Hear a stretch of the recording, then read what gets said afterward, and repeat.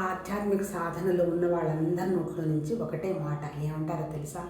పాపం చాలా రోజులు బట్టి ధ్యానమో లేకపోతే పూజలో లేకపోతే యోగానో ఏదో ఒకటి చేస్తూ ఉంటారు, పుస్తకాలు చదువుతుంటారు, జ్ఞానస్థితిలో ఉంటారు, అంతా అర్థం చేసుకుంటూనే ఉంటారు. కానీ చాలా అంటే కొంచెం బెంగగా ఉంటారు. ఏమంటారు తెలుసా? ఇంకా మాకు అందటం లేదే అంటారు. దానికి జ్ఞాన మార్గంలో ఉన్న వాళ్ళు ఏం చెప్తారో తెలుసా? అందటానికి ఏదైనా సపరేట్గా ఉంటే కదా అందేది. అది నువ్వే అయినప్పుడు ఇంకా ఏమందుతుంది? అంతే కదా. ఇంకోటి ఉంటే అది నాకు అందలేదని నువ్వు బాధపడచ్చు, అది నువ్వే కదా. అంటే అర్థం ఏంటి? ఆ నువ్వుని 24 గంటలు ప్రస్తుతంలో ఆనందంగా ఉంచుకోవాల్సింది ఎవరు? నువ్వే. ఇంకెవరన్నా ఉంచగలుగుతారా? ఆ నువ్వే. అంటే నువ్వు ఇష్టం ఉన్నా ఒప్పుకోకపోయినా యు ఆర్ డివైన్. నువ్వు తప్ప ఇంకొకటి ఏమీ లేదు.